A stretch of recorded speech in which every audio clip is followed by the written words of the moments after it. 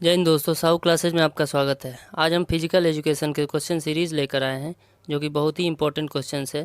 Previous सभी exams में पूछे गए क्वेश्चंस है।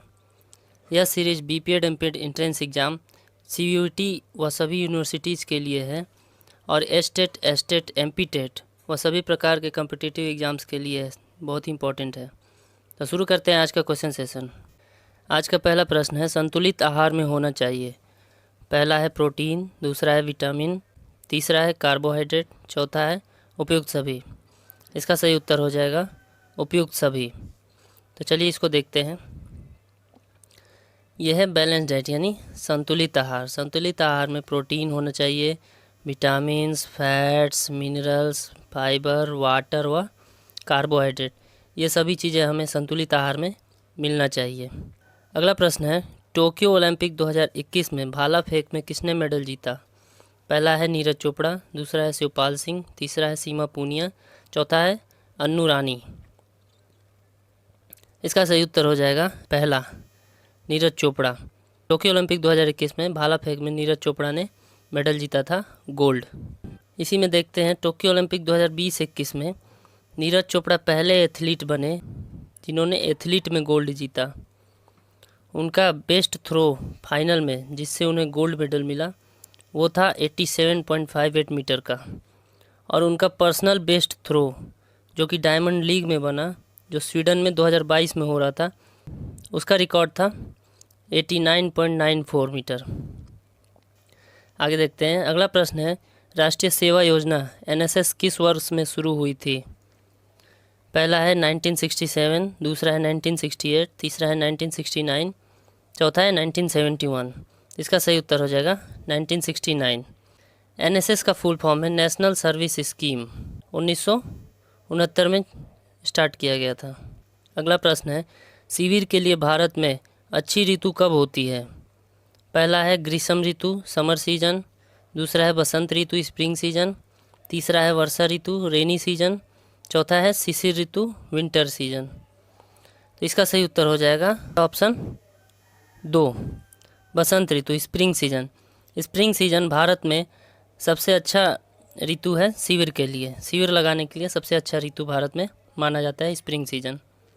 अगला प्रश्न है, टोक्यो ओलंपिक 2021 में बैडमिंटन में मेडल जीतने वाली खिलाड़ी का नाम? पहला है साइना नेहवाल, दूसरा है पीवी सिंधु, तीसरा है ऋतुपर्णा दास, चौथा है अश्विनी पोनप्पा।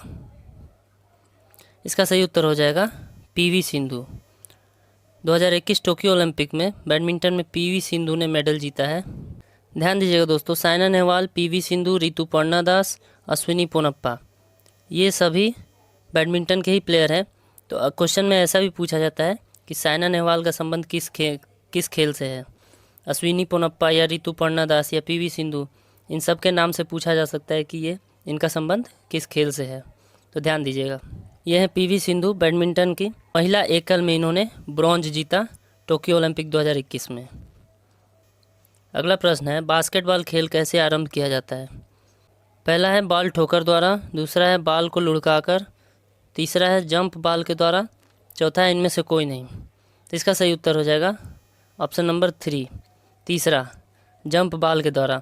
बास्केटबॉल खेल को आरंभ किया जाता है यानी कि शुरू किया जाता है बॉल को जंप करा के, उछाल के। रेफरी उछालता है, देखिए या रेफरी बॉल को उछालता है तब गेम स्टार्ट होता है। अगला प्रश्न है, वृद्धि को प्रभावित करने वाले कारक हैं?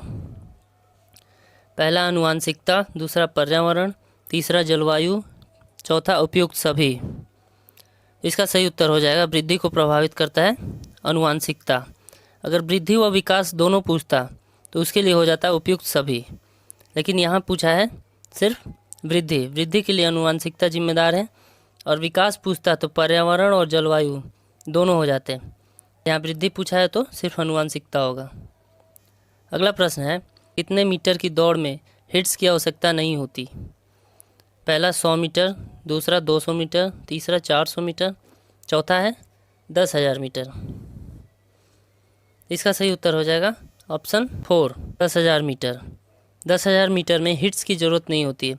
हिट्स की आवश्यकता होती है छोटे रेसों में, 100, 200 या 400, इन सबों में हिट्स की ज़रूरत होती है। इसको देखेंगे, खेलों में ट्रैक रनिंग के प्रकार, कितने प्रकार के ट्रैक रनिंग होते हैं? पहला है स्प्रिंट, दूसरा है मिडिल डिस्टेंस, तीसरा है लॉन्ग डिस्टेंस, चौथा है हर्डल और रिले। तो पहला है स्प्रिंट। स्प्रिंट में आ जाएगा 100 मीटर, 200 मीटर और 400 मीटर। ये स्प्रिंट यानी कि छोटे रेस हैं। मिडिल डिस्टेंस रेस होता है 800 मीटर व 1500 मीटर का, इनको बोलते हैं middle distance race. Long distance race होता है 3000 मीटर, मैराथन दौड़, स्टीपल चेज, 5000 मीटर व 10,000 मीटर, ये सब होते हैं लॉन्ग डिस्टेंस यानी लंबी दूरी की दौड़। चौथा है हर्डल। हर्डल होता है 110 मीटर व 100 मीटर, 400 मीटर। और इसी में आता है रिले। रिले होता है 4 गुणे 100 मीटर और 4 गुणे 400 मीटर। अगला प्रश्न है, किस भारतीय महिला क्रिकेटर ने हाल ही में अंतर्राष्ट्रीय क्रिकेट से संन्यास की घोषणा की है? मिताली राज, स्मृति मंधाना, हरमनप्रीत कौर व झूलन गोस्वामी। इसका पहला ऑप्शन सही हो जाएगा। मिताली राज ने संन्यास की घोषणा कर दी है अंतर्राष्ट्रीय क्रिकेट से। देखिए, ये है मिताली राज, इंडिया की पहली व वर्ल्ड की 5वीं वुमेन क्रिकेटर है जिन्होंने वर्ल्ड कप में 1000 रन बनाया है। मिताली राज को क्वीन ऑफ क्रिकेट भी कहा जाता है। उन्होंने 232 ओडीआई मैचेस खेले हैं। इन्होंने अंतर्राष्ट्रीय क्रिकेट से संन्यास की घोषणा कर दी है। अगला प्रश्न है, फेफड़े हिस्सा हैं? पहला तंत्रिका तंत्र, नर्वस सिस्टम, दूसरा पाचन तंत्र, डाइजेस्टिव सिस्टम, तीसरा श्वसन तंत्र, रेस्पिरेटरी सिस्टम, चौथा है इनमें से कोई नहीं। तो इसका सही उत्तर हो जाएगा श्वसन तंत्र। फेफड़े हिस्सा है श्वसन तंत्र के, रेस्पिरेटरी सिस्टम के। नर्वस सिस्टम 2 प्रकार के होते हैं। पहला होता है सीएनएस यानी कि सेंट्रल नर्वस सिस्टम, और दूसरा होता है पीएनएस, पेरिफेरल नर्वस सिस्टम। जो दिमाग से ये लाइन आई है, ये वाली है सीएनएस, सेंट्रल नर्वस सिस्टम। दिमाग से लेके और ये लाइन यहाँ तक की लाइन सीएनएस बोला जाता है, सेंट्रल नर्वस सिस्टम कहा जाता है। और यहाँ से जो जुड़ी हुई हैं ब्लू वाली जितनी भी हैं पूरे शरीर में, ब्लू वाली हैं पेरिफेरल नर्वस सिस्टम। इन्हें पेरिफेरल नर्वस सिस्टम कहते हैं। अगला है डाइजेस्टिव सिस्टम। डाइजेस्टिव सिस्टम का पहला अंग है माउथ। माउथ से हमारे खाने का पाचन शुरू होता है। दूसरा है tongue, pharynx, oesophagus, liver, stomach, gall bladder, pancreas, large intestine, small intestine, rectum, last में आता है एनस। ये सब है हमारे डाइजेस्टिव सिस्टम के ऑर्गन्स। यह है रेस्पिरेटरी सिस्टम यानी श्वसन तंत्र। श्वसन तंत्र का ऑर्गन है nasal cavity, oral cavity, tongue, epiglottis, left lung, right lung, bronchus, trachea, larynx, और इसके अंदर होते हैं छोटे छोटे ब्रोंक्यूल्स। तो ये सभी होते हैं रेस्पिरेटरी सिस्टम के ऑर्गन्स। अगला प्रश्न है, शारीरिक शिक्षा का ध्येय क्या है?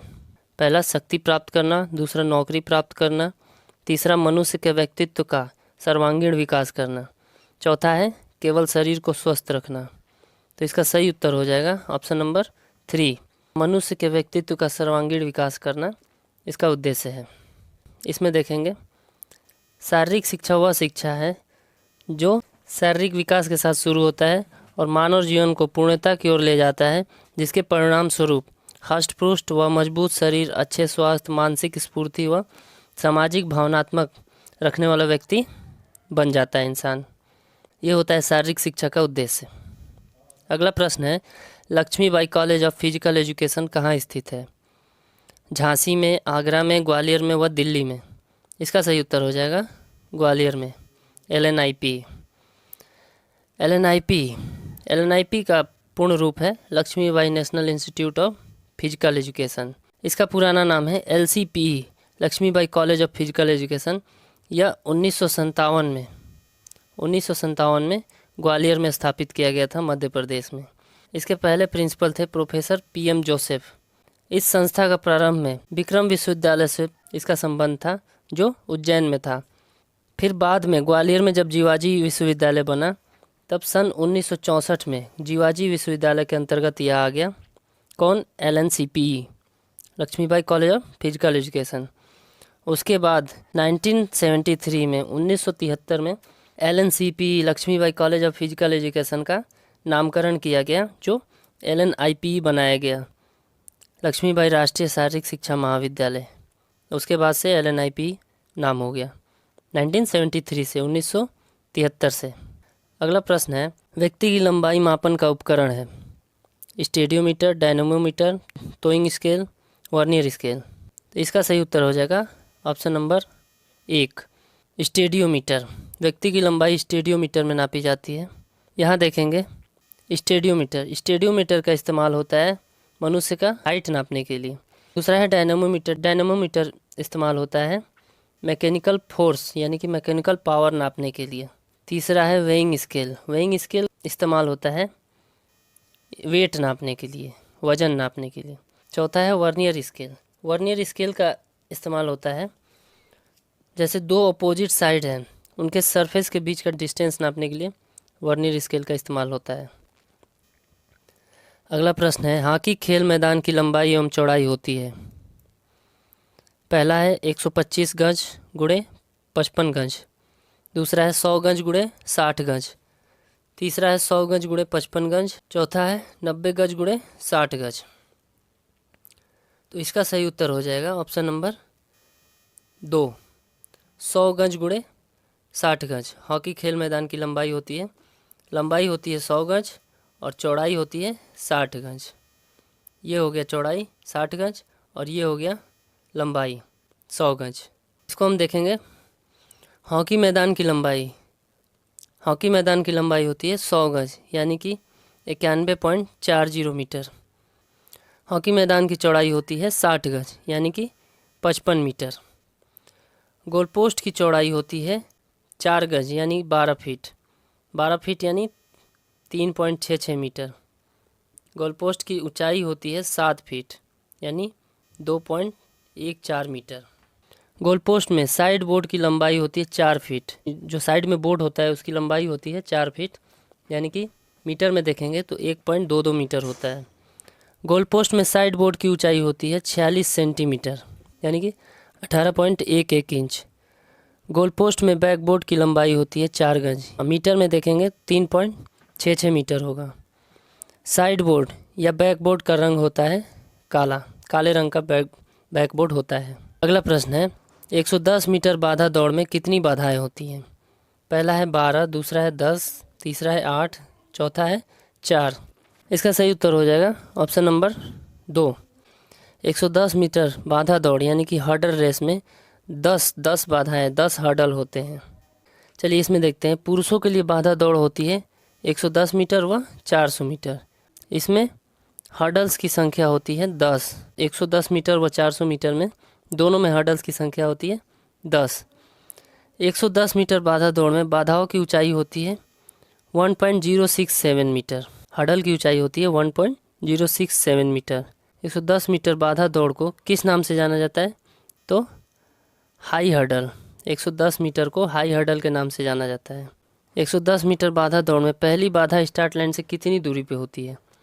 110 मीटर बाधा दौड़ में पहले बाधा को स्टार्टिंग लाइन से पहले बाधा को रखा जाता है 13.72 मीटर पे। उसके बाद अंतिम बाधा यानी कि 10वें बाधा को फिनिश लाइन से कितनी दूरी पे रखा जाता है? तो 14.02 मीटर पे। फिनिशिंग लाइन से 14.02 मीटर पहले आखिरी बाधा रहती है। आपस में बीच में बाधाओं की दूरी होती है 9.14 मीटर, 9.14 मीटर। अगला प्रश्न है, वॉलीबॉल मैदान की लंबाई एवं चौड़ाई कितनी होती है? 10 मीटर गुणे 9 मीटर, 18 मीटर गुणे 9 मीटर, 15 मीटर गुणे 10 मीटर, 16 मीटर गुणे 9 मीटर। तो इसका सही उत्तर हो जाएगा ऑप्शन नंबर 2, 18 मीटर गुणे 9 मीटर। यह होता है वॉलीबॉल मैदान की लंबाई। 18 मीटर लंबाई होती है और 9 मीटर चौड़ाई होती है। तो ये हो गया चौड़ाई, ये होता है 9 मीटर और ये होता है 18 मीटर, ये होता है 9 मीटर। में देखेंगे ये है लंबाई होती है 18 मीटर और ये है चौड़ाई होती है 9 मीटर। अगला प्रश्न है, अटल बिहारी वाजपेयी इकाना क्रिकेट स्टेडियम कहाँ है? पहला है मुंबई, दूसरा है गोरखपुर, तीसरा है लखनऊ, चौथा है प्रयागराज। तो इसका सही उत्तर हो जाएगा उत्तर प्रदेश की राजधानी लखनऊ में है। यह है इकाना स्टेडियम। अगला प्रश्न है, स्टैंडर्ड ट्रैक कितने मीटर का होता है? 200 मीटर, 300 मीटर, 600 मीटर या 400 मीटर? तो इसका सही उत्तर हो जाएगा स्टैंडर्ड ट्रैक होता है 400 मीटर का। जो फुल लेंथ होता है स्टैंडर्ड ट्रैक का वो होता है ये पूरा लेंथ होगा 400 मीटर का। अगला प्रश्न है पूरक कुंभक रेचक किस चीज़ के नाम है? पहला कबड्डी की क्रिया, दूसरा खो खो की क्रिया, तीसरा प्राणायाम, चौथा है पाचन तंत्र की क्रिया। तो पूरक कुंभक रेचक ये होते हैं प्राणायाम, योगा में किए जाते हैं। योगा की क्रियाएं होती हैं प्राणायाम, प्राणायाम की क्रियाएं होती हैं 3, पूरक कुंभक रेचक। पूरक का मतलब होता है सांस को अंदर लेना, सांस अंदर लेने की क्रिया को पूरक कहते हैं। कुंभक कहते हैं सांस को अंदर रोक के रखने की क्रिया को, और रेचक सांस को पुनः बाहर छोड़ने की क्रिया को रेचक कहते हैं। यह क्रियाएं होती हैं योगा में, योगा में प्राणायाम किया जाता है। अगला प्रश्न है बॉक्सिंग खेल के मैदान को क्या कहते हैं? पहला है रिंग, दूसरा कोर्ट, तीसरा रिंग, चौथा एरेना। सही उत्तर हो जाएगा रिंग। बॉक्सिंग के खेल मैदान को कहते हैं रिंग। अगला प्रश्न है प्राचीन ओलंपिक खेल कब प्रारंभ हुए? तो इसमें पहला ऑप्शन है 700 ईस्वी, दूसरा है 786 ईसा पूर्व, तीसरा है 576 ईसा पूर्व, चौथा है 400 ईस्वी। तो इसका सही उत्तर हो जाएगा 776 ईसा पूर्व पहले खेला जाता था, प्राचीन ओलंपिक की शुरुआत हुई थी। देखिए प्राचीन ओलंपिक की शुरुआत हुई थी 776 BC बिफोर क्राइस्ट। यह वहाँ के भगवान ज्यूस के सम्मान में कराया जाता था ओलंपिया में, ओलंपिया शहर में कराया जाता था, जो हर 4 साल पे आयोजित होते थे। इसका अंतिम दर्ज 393 ईस्वी में खेला गया था। 393-94 में थियोडिसिस, रोमन सम्राट थे थियोडिसिस ने इसे समाप्त करा दिया। थैंक यू सो मच दोस्तों हमारे साथ बने रहने के लिए। ऐसे ही एजुकेशनल वीडियो के लिए चैनल को लाइक, शेयर और सब्सक्राइब जरूर करें। मिलते हैं दोस्तों अगले वीडियो में, तब तक के लिए जय हिंद।